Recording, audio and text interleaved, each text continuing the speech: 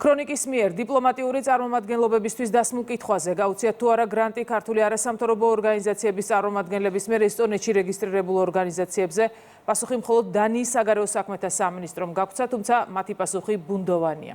უფრო მეტს გვეტყვის ნინი გოგიშვილი.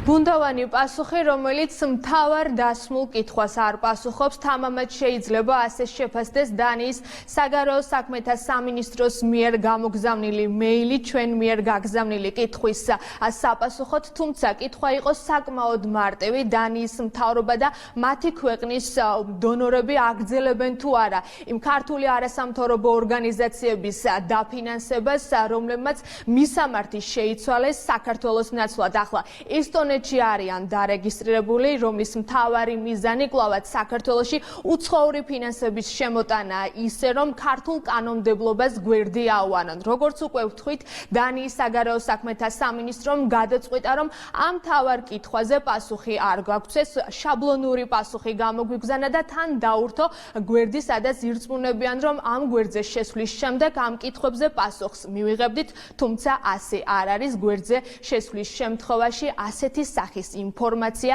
არ იკითხება. დანიის საქართველოსთან თანამშრომლობა ეფუძნება შეთანხმებულ ორმხრივ ჩარჩოებს, მათ შორის 2023 წელს ხელმოწერილ ორმხრივი ურთიერთგაგების მემორანდუმს. დანიის საერთაშორისო განვითარების თანამშრომლობის დეტალები გამოქვეყნებულია ოფიციალურ პლატფორმაზე, რომელიც უზრუნველყოფს ხელმისაწვდომ მონაცემებს გამჭვირვალობის საერთაშორისო დაღიარებული სტანდარტების შესაბამისად. ბუნდოვანი პასუხი, რომელიც უფრო მეტ კითხვის ნიშნებს აჩენს, ასე ფასდება საპარლამენტო ოპოზიციასა და უმრავლესობაში დანიის საგარეო საქმეთა სამინისტროს მიერ გამოგზავნილი პასუხი, თუმცა მათთვის უკვე დიდი ხანია ცხადია, რომ ქართულ არასამთავრობო ორგანიზაციებს კონკრეტული დონორები და სახელმწიფოები ეხმარებიან იმისათვის, რომ ქართულ კანონმდებლობას გვერდი აუარონ, უცხოური ფინანსები კვლავაც დესტაბილიზაციის მცდელობის მიზნით საქართველოში შემოიტანონ, თუმცა მართლ გუნდში განმარტავენ, რომ დანიის საგარეო საქმეთა სამინისტრომ კიდევ ერთხელ ცალსახად გამოაჩინა, რომ ისინი აფინანსებენ ორგანიზაციებს, თუმცა პასუხისმგებლობას მაინც გაურბიან. ნიდერლანდების მთავრობის პასუხისმგებლობაზე წერს ქვეყნის პირველი კანონმდებელი, ის იშველიებს ერთ-ერთი არასამთავრობო ორგანიზაციის მიერ გამოქვეყნებულ ინფორმაციას მისი მისამართით, რომელიც აჟღერებს სრულ ბრალდებებს შალვა პაპუაშვილის მიმართ და რომელსაც აფინანსებს ნიდერლანდების მთავრობა, ამიტომაც ქვეყნის პირველი კანონმდებლის განმარტებით ნიდერლანდების საელჩომ უნდა გაიაზროს ის, რომ დეზინფორმატორების მიერ დაფინანსებით ისინი საერთაშორისო სამართალს უხეშად არღვევენ. იმ არასამთავრობოების დაფინანსება, რომლებიც ესტონეთში არიან დარეგისტრირებული რაღაცა მისამარზე, სადაც მხოლოდ და მხოლოდ დანგრეული ხუხულა არის, წარმოშობს ძალიან მნიშვნელოვან კითხვებს, იმიტომ რომ თავისთავად ცხადია, ეს არასამთავრობოები არალეგიტიმურად და არაკანონიერად აპირებენ მოქმედებას. ფონდები, რომლებიც ასეთ არასამთავრობო ორგანიზაციებს აფინანსებენ, თავისთავად ცხადია, რომ აი ამ ავანტიურაში მონაწილეობის მიღებას აპირებენ. ფაქტი, რომ სხვადასხვა ქვეყნის საელჩოები თუ ქვეყნები თავს არიდებენ ამ კითხვაზე პასუხის გაცემას, მოწმობს იმას, რომ მათ რაღაცა აქვს დასამალი. არ ვიცი ეს რა ჯგუფია, ვინც ესტონეთში ყალბი რეგისტრაციის მქონე მედიის სრულად მხილებულ სიყალბეს ავრცელებს, თუმცა მიუთითებენ, რომ ნიდერლანდების მთავრობაა მათ შორის, ვინც მათ ფულს უხდის. რა თქმა უნდა, ამ ჯგუფის მიერ სიყალბის გავრცელებაზე პასუხისმგებელია მისთვის ფულის გადამხდელიც. ნიდერლანდების საელჩომ უნდა გააცნობიეროს, რომ დეზინფორმატორების დაფინანსებით საერთაშორისო სამართალს არღვევს.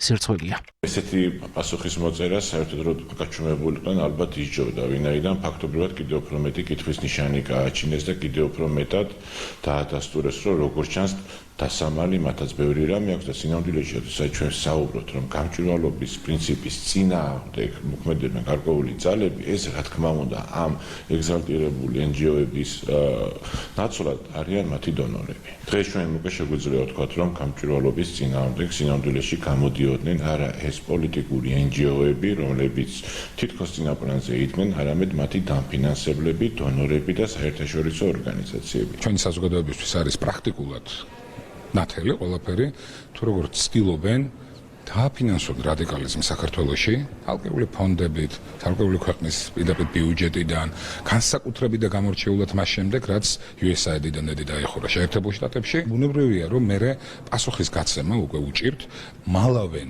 საკუთარ არაკეთილსინდისიერ და თალკეულ შემთხვევაში შეგვიძლია დავარქვათ პირდაპირ მტრულ დამოკიდებულებას ჩვენი სახელმწიფოს მიმართ, რამე თუ როდესაც მხარს არ უჭერ ქვეყნის საზოგადოებას, მის მიერ არჩეულ ხელისუფალს და ცდილობ დააფინანსოთ ძალადობა და ძალმომრეობა, ამით არის ყველაფერი გასაგები და ნათელი.